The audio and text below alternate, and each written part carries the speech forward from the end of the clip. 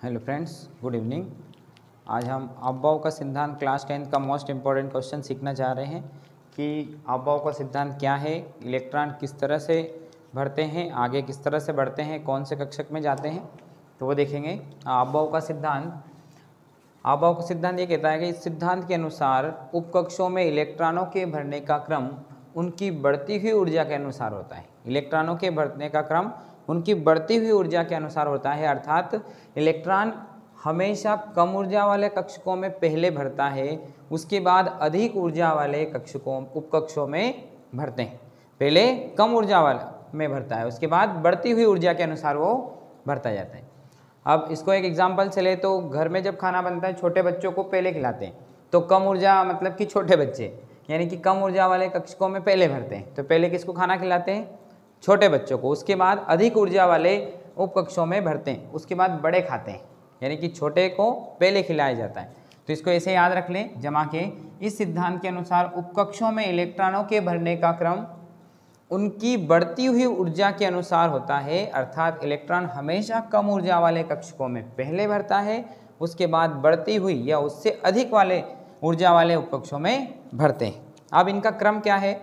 तो इसके लिए ये क्रम इनका रहेगा 1s 2s 2p 3s 3p 3d 4s 4p 4d 4f, ऐसे ही 5s 5p 5d 5f 6s 6p 6d and 6f, ऐसे लास्ट हो जाएगा 7s 7p 7d and 7f।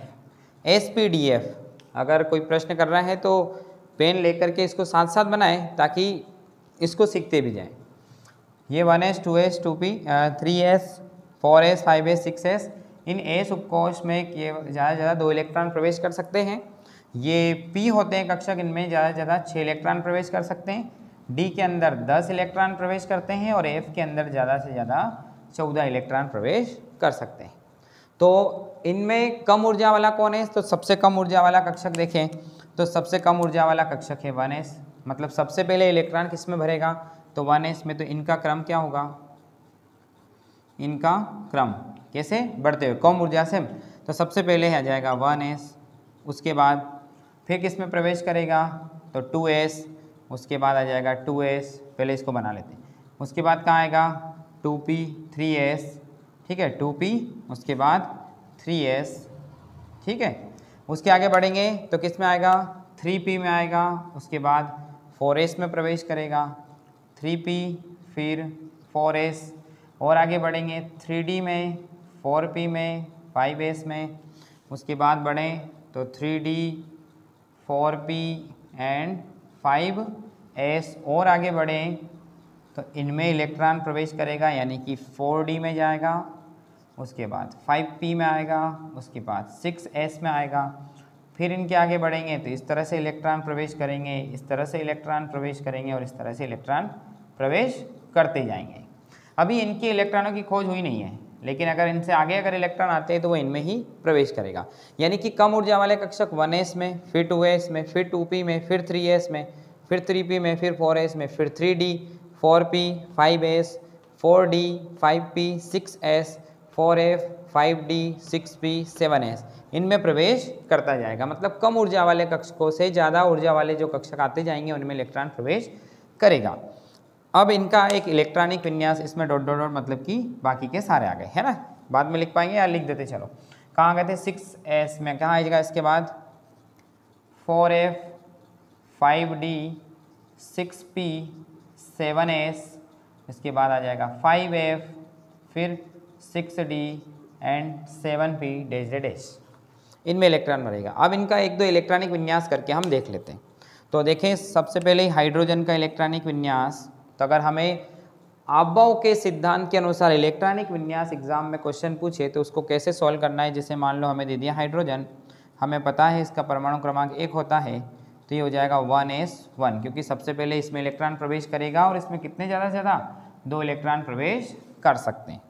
Hydrogen के बाद अगर देखिए हीलियम, तो इसका परमाणु क्रमांक 2 होता है, तो यहाँ पर 1s और इसमें कितने 2 इलेक्ट्रॉन प्रवेश करते हैं, तो ये पूरा हो गया। लिथियम का परमाणु क्रमांक 3 होता है, तो हम 1s लेंगे, इसमें कितने इलेक्ट्रॉन 2, अब यहाँ तो 3 है, 1 बच गया तो वो अगले वाले कक्षक में जाएगा, बढ़ती हुई ऊर्जा के अनुसार किस में जाएगा, तो वो जाएगा 2s में 1, है ना। लिथियम बेरिलियम अगर देखें तो 1s2 फिर 2s2। बेरिलियम के बाद बोरॉन को देखें, यहाँ देख लेते हैं, बोरॉन का परमाणु क्रमांक 5 होता है, तो बोरॉन का परमाणु क्रमांक 5 है, इसका मतलब पहले वो 1s में प्रवेश करेगा, 3 इलेक्ट्रॉन बच गए, उसके बाद 2s में प्रवेश करेगा, 4 हो गए, 1 इलेक्ट्रॉन और बच गया तो अब जाएगा वो 2p में, ठीक है। फिर उसके बाद कार्बन, नाइट्रोजन, ऑक्सीजन ऐसे बढ़ते जाएंगे, तो इनका कितना होता है परमाणु क्रमांक 6, तो देखो 1s2 2s2 तो ऐसे ही 2p, अब इसमें कितने 2 और 2 4 हो गए, 6 चाहिए, 2 इलेक्ट्रॉन और है, आगे चले जाएंगे p कक्षक में। फिर NS2 2s2 फिर कितने 7 है, तो बताओ किस में जाना चाहिए, इसमें कितने हो जाएंगे 2 2 4 और 3 7, तो ये देखें एक एक इलेक्ट्रॉन इनमें बढ़ता जा रहा है। इसमें इलेक्ट्रॉन कहाँ तक जाएगा, तो इसमें इलेक्ट्रॉन 6 तक जा सकता है, क्योंकि इनमें ज़्यादा से ज़्यादा 6 इलेक्ट्रॉन प्रवेश कर सकते हैं। ऑक्सीजन का देखते हैं 1s2 2s2 2p4, इसमें इस तरह से इलेक्ट्रॉन प्रवेश किए। अब इसके बाद अगर सोडियम का देखें तो सोडियम का क्या बनेगा, सोडियम में ज़्यादा परमाणु क्रमांक है, उसका देखते हैं। सोडियम का परमाणु क्रमांक होता है 11, तो ये बनेगा देखो 1s2 2s2, ठीक है, 1s2 2s2, अब किस में आएगा 2p, तो 2p में कितना हो गया 6, तो देखो 2 और 2 4 और 6 10 इलेक्ट्रॉन हो गए, फिर भी एक बच गया, आप किस में आएगा 3s में, 3s में 1।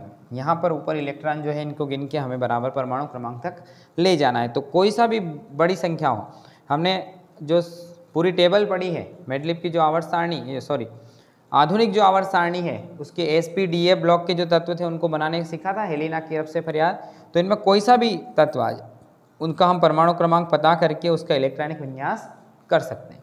तो ये अबव का सिद्धांत था, इसके अनुसार हम किसी भी तत्व का आवर्त सारणी के किसी भी एलिमेंट्स का इलेक्ट्रॉनिक विन्यास कर सकते हैं। वो पहले कम ऊर्जा वाले कक्षकों में भरता है, उसके बाद बढ़ती हुई ऊर्जा कक्षकों में इलेक्ट्रॉन प्रवेश करता जाता है। यानी कि पहले घर में जब खाना बनता है तो छोटे बच्चों को खिलाते हैं, यानी कि कम ऊर्जा वाले को पहले इलेक्ट्रॉन प्रवेश करवाते हैं, उसके बाद बड़े खाना खाते हैं। ऐसे ही ऊर्जा बढ़ती हुई ऊर्जा के अनुसार इसमें इलेक्ट्रॉन प्रवेश करते हैं। ठीक है, थैंक यू।